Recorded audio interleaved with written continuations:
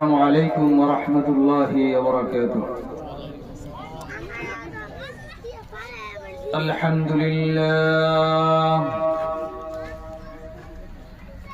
الحمد لله نحمده ونستعينه ونستغفره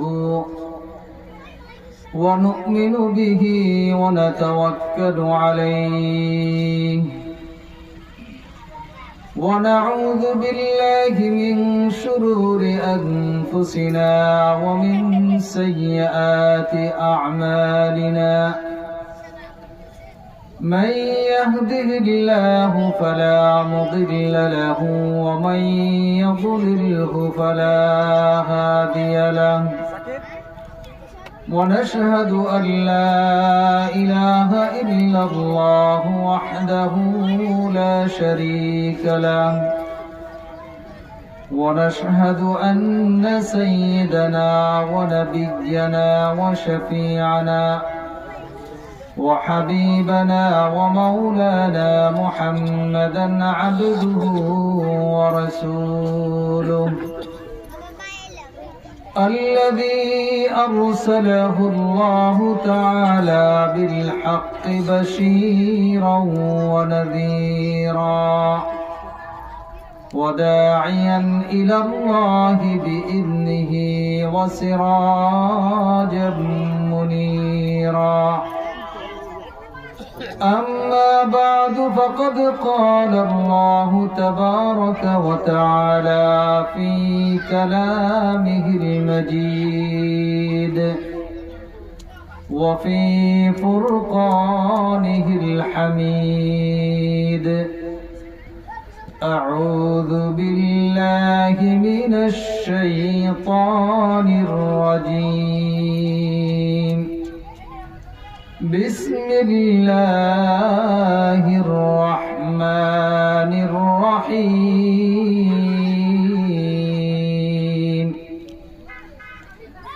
يا بني إنها إن تك مثقال حبة من خردل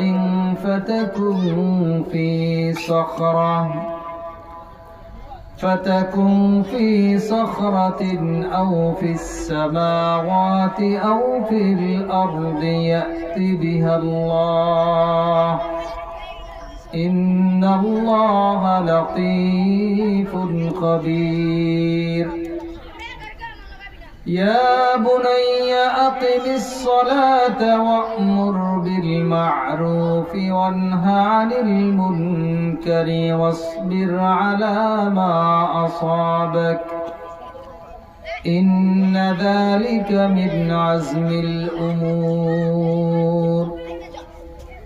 وعن ابن مسعود رضي الله تعالى عنه قال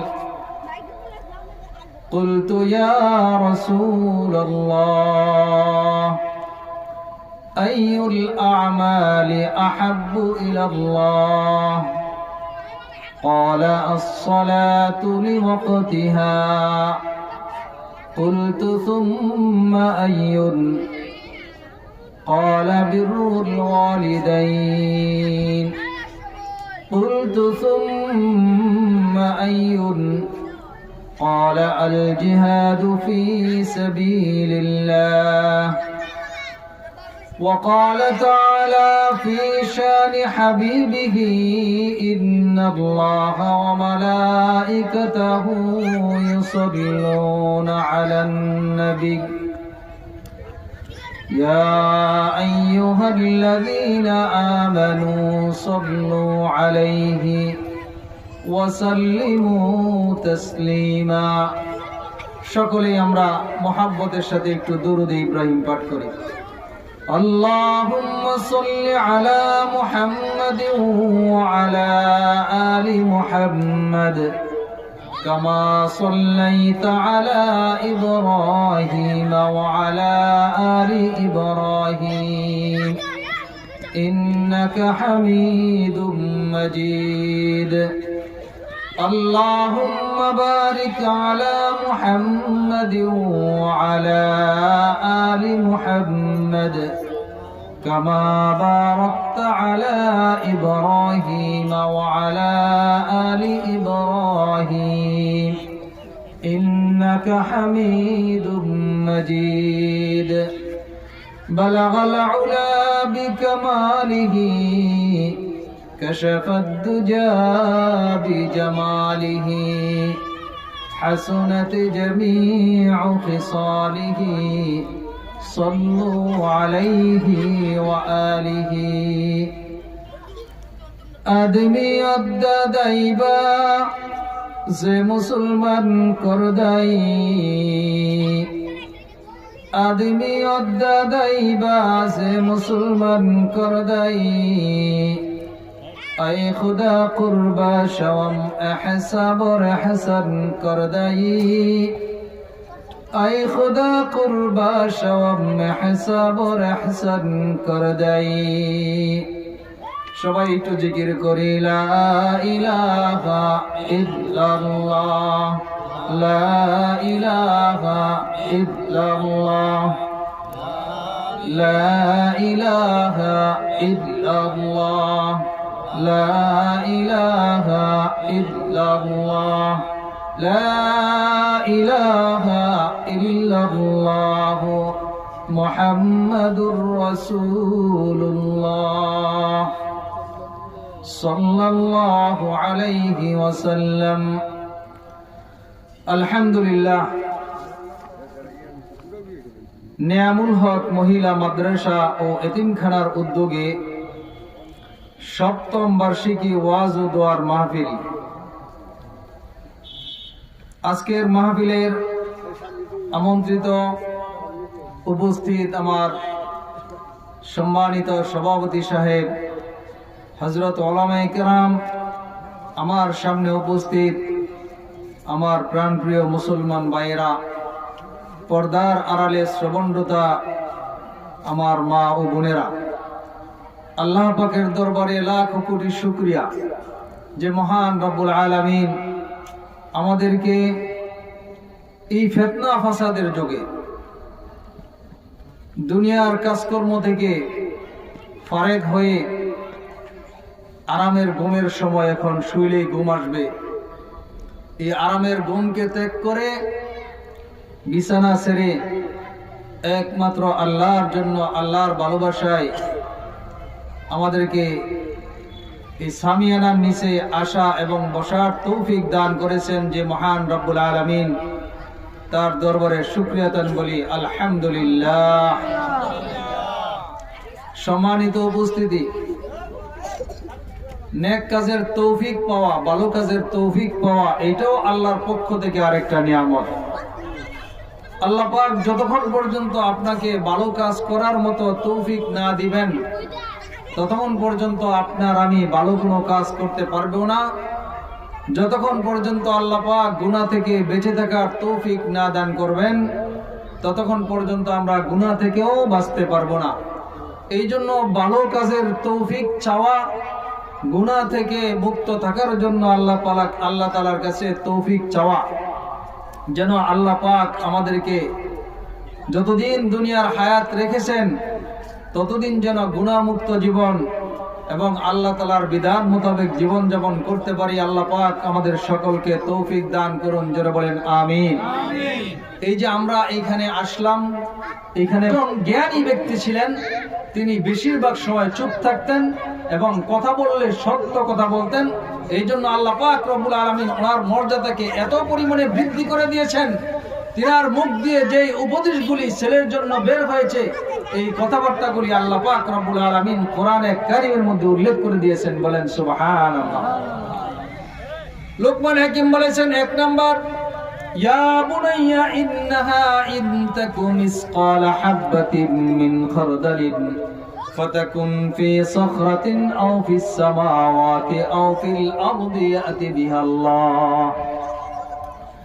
লোকমান হাকিম সন্তানকে আল্লাহর কুদরত, আল্লাহর ক্ষমতা সম্পর্কে তিনাকে অবগত করলেন। হে আমার সন্তান, হে আমার প্রিয় সন্তান, হে আমার প্রিয় ছেলে, ইন্নাহা ইন তাকু মিসকালা হাববাতিন মিন খারদালিন, জেনে রেখো তুমি দুনিয়ার জীবনে ভালো এবং মন্দ কাজ যাহা কিছু করবা, সেটা যদি সরিষার দানা পরিমাণ হয়, ছোট থেকে ছোট যদি হয়, গুনাহ হোক বা নেক হোক, জুলুম, অত্যাচার, মিথ্যা, যত ধরনের পাপ কাজ আছে, সমস্ত কাজ এটা তুমি যত ছোটই করো না কেন, হে আমার প্রিয় সন্তান, মনে রাখবা, ইয়াতি বিহাল্লাহ, কাল কিয়ামতের ময়দানে আল্লাহ পাক রব্বুল আলামিন তোমার ছোট থেকে ছোট গুনাহ এবং সওয়াবের কাজগুলো আল্লাহ পাক উপস্থিত করবেন।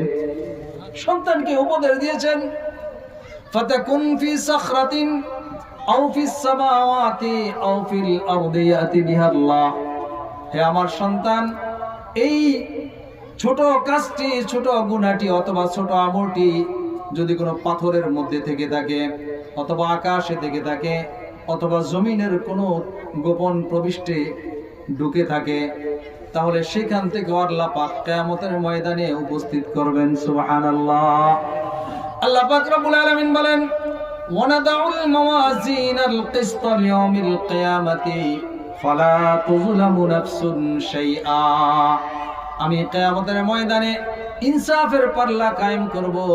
ফালা তুযলামু নাফসুন শাইআ, এই ইনসাফের পাল্লা কায়েম করার পরে সেখানে কোনো মানুষের উপরে সামান্যতম জুলুম করা হবে না। বিষয়টা এমন হবে না দুনিয়াতে সে কোনো ভালো কাজ করেছিল, সেই ভালো কাজটা উপস্থিত হয় নাই, অথবা এমন কোনো গুনাহ করে নাই, সে গুনাহটা তার উপস্থিত হয়ে গেছে, এরকম হবে না। আল্লাহ পাক রব্বুল আলামিন বলেন, ফালা তুযলামু নাফসুন শাইআ ওয়া ইন কানা মিসকালা হাববাতিন মিন খারদালিন আতাইনা বিহা ওয়া কাফা বিনা হাসিবিন। হে বান্দা, তুমি যদি সামান্য থেকে সামান্য পরিমাণ, অণু থেকে অণু পরিমাণ কোনো ভালো কাজ করে থাকো, সেই ভালো কাজটাও কাল কিয়ামতের ময়দানে মিজানের পাল্লায় উপস্থিত করে আমি ওজন দিব। সুবহানাল্লাহ। এইজন্য আমার ভাইরা, দুনিয়ার জীবনে মানুষ যা করবে সেই কিয়ামতের ময়দানে সব কিছু উপস্থিত পাবে। এই কথাবার্তাগুলি একজন আদর্শ বাবা তার সন্তানকে উপদেশ হিসাবে বলবে, এটা তার দায়িত্ব। এই কোরআন থেকে শিক্ষা নিতে হবে, সন্তানকে ভালো কাজের আদেশ দিতে হবে, আল্লাহর পরিচয় জানাইতে হবে, যেমন লোকমান হাকিম তার সন্তানকে জানিয়েছেন। দ্বিতীয় নাম্বার হচ্ছে, ইয়া বুনাইয়া আকিমিস সালাহ। হে আমার প্রিয় সন্তান, হে আমার বাবা, হে আমার ছেলে, আকিমিস সালাহ, নামাজ কায়েম করো, যথা সময়ে নামাজের হেফাজত করো। নামাজের ফরজ, নামাজের ওয়াজিব, নামাজের সুন্নাত, নামাজের মুস্তাহাব এবং তার সময়টাকে নির্ধারণ ঠিক করে সময় মতো যথা সময়ে 5 ওয়াক্ত নামাজ সময় মতো আদায় করো। এটা হচ্ছে তোমার উপরে একটা উপদেশ আমার পক্ষ থেকে। ইয়া বুনাইয়া আকিমিস সালাতা ওয়া'মুর বিল মা'রুফি ওয়ানহা আনিল মুনকার। হে আমার সন্তান, হে আমার প্রিয় পুত্র, নামাজ কায়েম করবা আর হচ্ছে সৎ কাজের আদেশ করবা, অসৎ কাজ থেকে মানুষকে নিষেধ করবা। অসবির আলা মা আসাবাক, আর বিপদ আপদে ধৈর্য ধারণ করবা, বিপদ আপদে সবর করবা। তাহলে উপদেশ কয়টা ভালো করে মনে রাখেন, আস্তে আস্তে আমি যেই পর্যন্ত যাইতে পারি এই পর্যন্ত বলবো। 1 নাম্বার হচ্ছে আল্লাহর পরিচয় দিয়েছেন, আল্লাহ সম্পর্কে ধারণা দিয়েছেন। ছেলে, তুমি পৃথিবীর যে কোনো প্রান্তে থাকো না কেন, যেখানে যে কাজ করো না কেন, সেই কাজটা তুমি যতই সংগোপনে করো না কেন, হে আমার ছেলে, আল্লাহ পাক রব্বুল আলামিন কিয়ামতের ময়দানে তোমার এই কাজগুলির সওয়াব এবং গুনাহ উপস্থিত করবেন। এই হচ্ছে 1 নাম্বার। দ্বিতীয় নাম্বার হচ্ছে, ছেলে, তুমি নামাজ কায়েম করবা, 5 ওয়াক্ত নামাজ যথা সময়ে কায়েম করবা।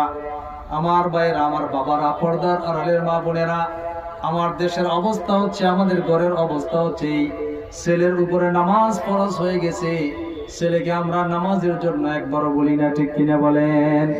ছেলে ঘুমাইতেছে, ঘুমাক, এখন শীতের দিন, উঠলে কষ্ট হবে, সকালবেলায় স্কুলে যাইতে হবে, পরীক্ষা আগামীকাল, রাত্র 12টা পর্যন্ত পড়েছে, এখন যদি ঘুমে থেকে ডাক দেই, সকালবেলায় সে পরীক্ষার প্রস্তুতি নিতে পারবে না।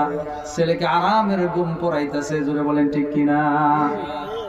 আমার ভাইয়েরা, আল্লাহ তাআলা বলেন লোকমান হাকিমের কথা, নামাজ কায়েম করো, এই নামাজ কায়েম করার জন্য যা যা দরকার, 1 নাম্বার হচ্ছে কোরআন শিক্ষা করার দরকার। কোরআন যদি জানা না থাকে মানুষ নামাজ পড়বে কিভাবে, ঠিক কিনা বলেন? সূরা কেরাত শিক্ষা দিতে হবে। সূরা কেরাত ইলম যতটুকু দরকার 5 ওয়াক্ত নামাজ পড়ার জন্য, যতটুকু মাসালা মাসায়া জানার দরকার, সেই পরিমাণ ইলম শিক্ষা করা, হালাল হারাম মোতাবেক জীবন যাপন করার জন্য যতটুকু ইলমের দরকার, এই পরিমাণ ইলম শিক্ষা করা পৃথিবীর প্রত্যেকটা মুসলমান নারী পুরুষের উপরে ফরজ। এই ফরজ যদি কেউ ত্যাগ করে কিয়ামতের ময়দানে আল্লাহর আদালতে ধরা পড়ে যাবে। এবং শুধু সে ধরা পড়বে না, কাল কিয়ামতের ময়দানে আল্লাহ পাক রব্বুল আলামিন মানুষগুলিকে যখন অপদস্থ করে, লাঞ্ছনা করে, বেইজ্জতি করে জাহান্নামের মধ্যে নিক্ষেপ করবে,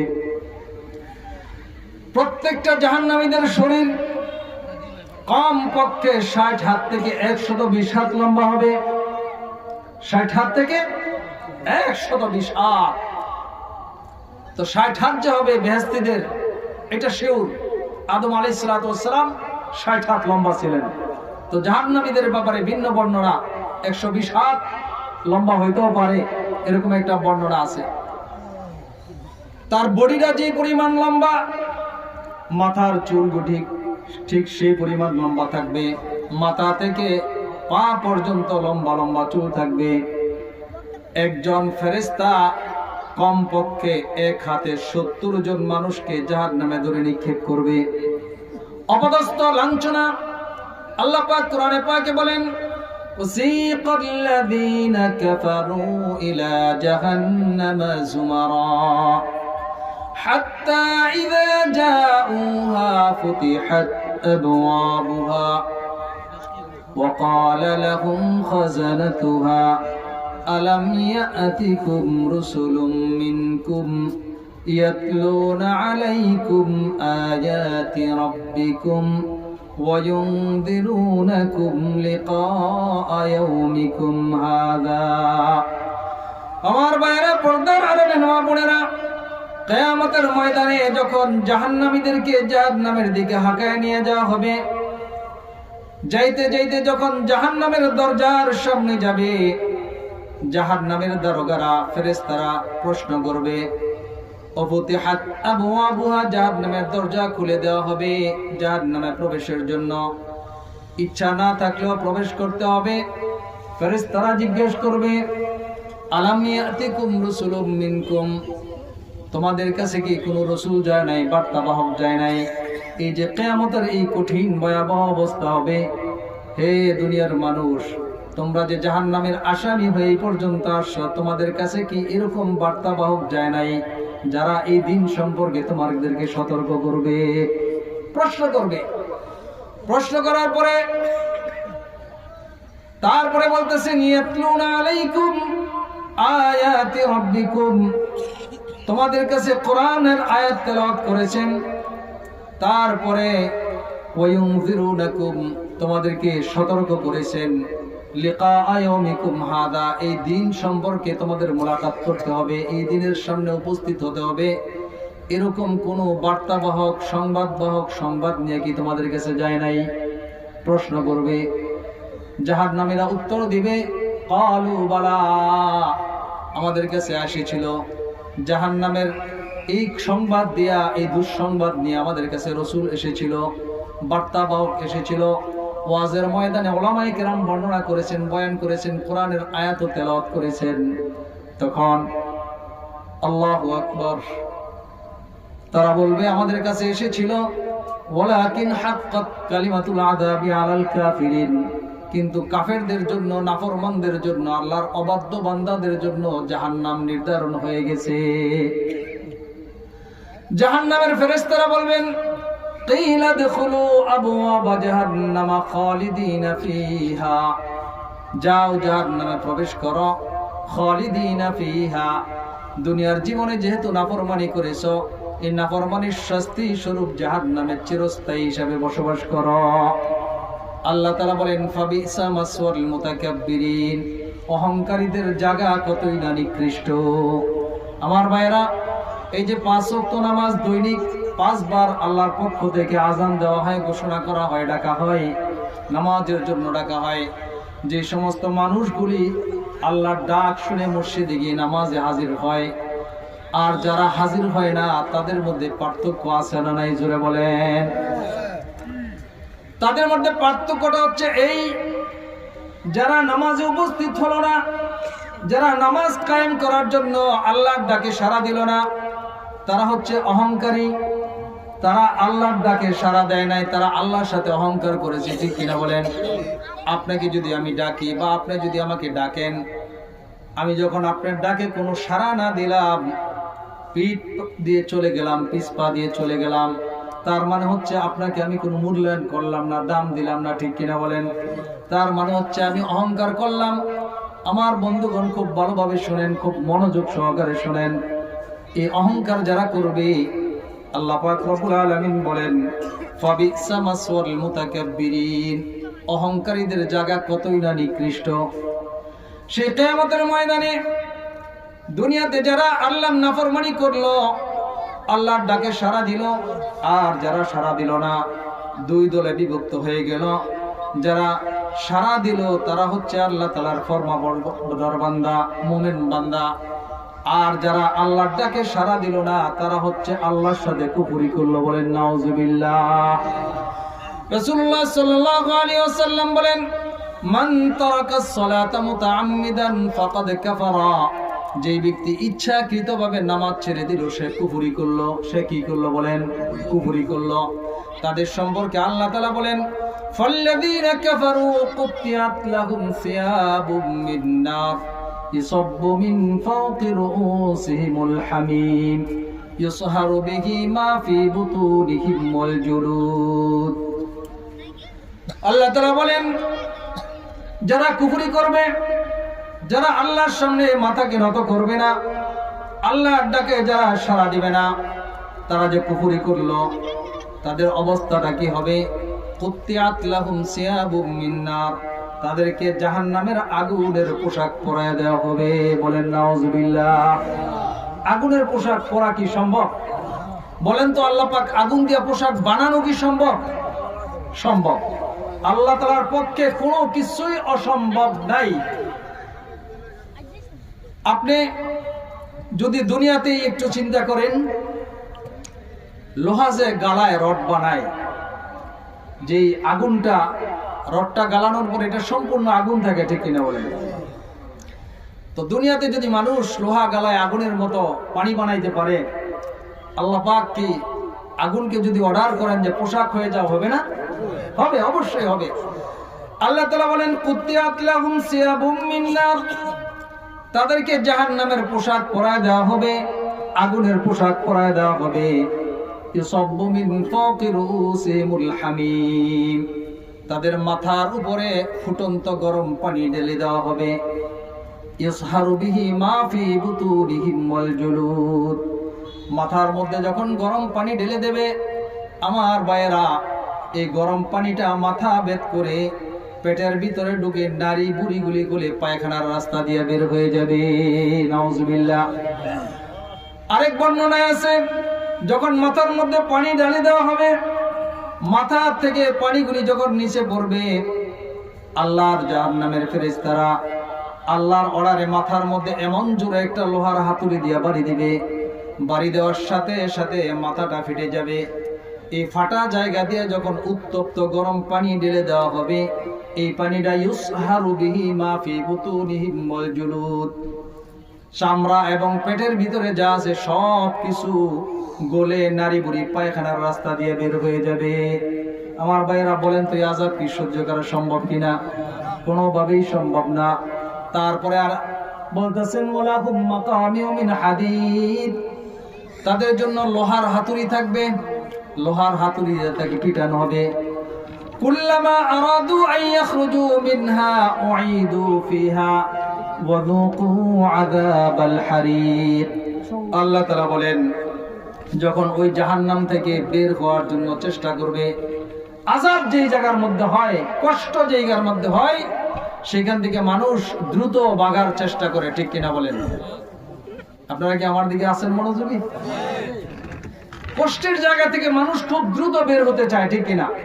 জাহান্নামের মধ্যে যখন নিক্ষিপ্ত হবে মানুষ, জাহান্নাম থেকে বের হওয়ার চেষ্টা করবে। আল্লাহ তাআলা বলেন, কুল্লামা আরাদু আন ইয়াখরুজু মিনহা উঈদু ফিহা, যখন জাহান্নাম থেকে বের হওয়ার চেষ্টা করবে, আবার উঈদু ফিহা, ওই জাহান্নামের মধ্যে তাকে নিক্ষেপ করা হবে, ফিরে দেওয়া হবে। কিভাবে ফিরে দেওয়া হবে? যখন কাছে আসবে, লোহার হাতুড়ি দিয়ে এমন একবারই দেওয়া হবে, জাহান্নামের তলদেশে গিয়ে সে পৌঁছবে। আর তাকে বলা হবে যুকু আযাবাল হারিক, আযাব ভোগ করতে থাকো, শাস্তি ভোগ করতে থাকো। এজন্য আমার ভাইরা, এরকম সময় আমাদের প্রত্যেকের সামনে আছে না নাই? জোরে বলেন। সেই কিয়ামতের ময়দান সামনে আছে না নাই? সেখানে ফেরেশতারা প্রশ্ন করবেন, তোমাদের কাছে কি এরকম বার্তা নিয়ে আল্লাহর পক্ষ থেকে কোন রাসূল যায় নাই? কোরআনের আয়াতগুলি তেলাওয়াত করে এই কঠিন হিসাব নিকাশের ব্যাপারে তোমাদের কি সতর্ক কি করে নাই? তারা স্বীকার করবে, করেছিল, আমরা কুফরি করেছিলাম, নাফরমানি করেছিলাম, যার কারণে জাহান্নামের আযাব আমাদের উপরে অবধারিত হয়ে গেছে। এজন্য আমাদেরকে বাঁচতে হলে দুনিয়ার জীবনে প্রস্তুতি নিতে হবে। তাহলে লোকমান হাকিম 1 নাম্বার কি কথা বলেছেন? ছেলেকে আল্লাহর পরিচয় দিয়েছেন, যা করবা কিয়ামতের ময়দানে উপস্থিত পাইদা। 2 নাম্বার হচ্ছে ইয়া বুনাইয়া আকিমিস সালাহ, নামাজ কায়েম করো, ওয়া'মুর বিল মারুফ। 2 নাম্বার হচ্ছে সৎ কাজের আদেশ করো। এই সৎ কাজের আদেশ কিন্তু আমরা করি না। আমার সন্তান ঘরের ভিতরে খারাপ কাজ করতেছে, আমার বিবি খারাপ কাজ করতেছে, আল্লাহর নাফরমানি করতেছে, এই নাফরমানি থেকে আমরা কিন্তু তাদেরকে বাধা দেওয়ার কোনো চেষ্টা করি না। জোরে বলেন ঠিক কিনা? ওয়ানহা আনিল মুনকার, অসৎ কাজ থেকে বাধা দেওয়ার চেষ্টা করি না। তারপরে লোকমান বলেন, নসবির আলা মা আসাবাক, হে আমার ছেলে, তুমি যখন সৎ কাজের আদেশ দিবা, অসৎ কাজের বাধা যখন তুমি দিবা, এই মহৎ কাজটা যখন তুমি করতে যাইবা, সর্বপ্রথম তোমার আপনজন পরিবার থেকে তোমার শত্রু সৃষ্টি হবে। ঠিক কিনা বলেন? সৎ কাজের আদেশ, অসৎ কাজ থেকে যদি বাধা প্রদান করা হয়, তাহলে শত্রু বাড়ে না কমে? জোরে বলেন। আপনি যদি মাজার পূজা করেন, মাজার বন্ধ করার যদি চেষ্টা করেন, পারুলিয়ার মাঠে যদি গানের আয়োজন হয়, যাত্রার থিয়েটার প্যান্ডেল করা হয়, আপনি যদি গিয়া বাধা দেন, তাহলে মানুষগুলিকে আপনাকে বন্ধু হিসেবে গ্রহণ করবে নাকি শত্রু হিসেবে গ্রহণ করবে? বলেন, শত্রু। এই জন্য লোকমান হাকিম বলেন, হে সন্তান, হে বাবা, তুমি সৎ কাজের আদেশ, অসৎ কাজের নিষেধ যখন তুমি করবা, তখন কিন্তু তোমার শত্রু হয়ে যাবে মানুষ। এই শত্রু যখন হয়ে যাবে, তাহলে তুমি ধৈর্যের সাথে, দৃঢ়তার সাথে, ওয়াসবির আলা মা আসাবাক, যত বিপদ আপদ আসে সব ধৈর্যের সাথে তুমি মোকাবেলা করতে হবে। বলেন সুবহানাল্লাহ। ইন্না যালিকা মিন আজমিল উমুর, এটা অত্যন্ত বড় গুরুত্বপূর্ণ একটি কাজ। তাহলে আমরা 4টা কথা শুনলাম। কয়টা কথা বলেন? 4টা কথা শুনলাম। 1 নাম্বার কথা হচ্ছে, আমাদের সন্তানদেরকে আমরা আল্লাহ তাআলার হুকুম, আল্লাহ তাআলার কুদরত সম্পর্কে, কিয়ামতের ময়দানের হিসাব নিকাশ সম্পর্কে তাদেরকে ধারণা দিব। 2 নাম্বার হচ্ছে তাদেরকে নামাজ কায়েম করার জন্য, নামাজ পড়ার জন্য যথাযথ ব্যবস্থা গ্রহণ করব। 3 নাম্বার হচ্ছে সৎ কাজের আদেশ করার জন্য বলবো, অসৎ কাজ থেকে বাধা দেওয়ার জন্য বলবো। আর বিপদ আপদে ধৈর্য ধারণ করার শিক্ষা তাদেরকে দিব তো ইনশাআল্লাহ। আল্লাহ পাক আমাদেরকে কবুল করুন। জোরে বলেন আমিন। মেহমান চলে আসছেন, আমি তো আপনাদের এলাকার লোক, এলাকার ছেলে, ওনাদেরকে সম্মান করতে হবে, ওনাদেরকে সুযোগ করে দিতে হবে। ঠিক কিনা বলেন? এজন্য আমি আর সামনে কথা বাড়াইতে পারতেছি না। যেই কথাবার্তাগুলি শুনলাম, আল্লাহ পাক আমাকে এবং আপনাদেরকে এই কথার উপরে যথাযথভাবে আমল করে দুনিয়ার জীবন অতিবাহিত করার তৌফিক দান করুন। জোরে বলেন আমিন। ওয়া আখিরু দাওয়ানা আলহামদুলিল্লাহি রাব্বিল আলামিন। আসসালামু আলাইকুম ওয়া রাহমাতুল্লাহি ওয়া বারাকাতুহু।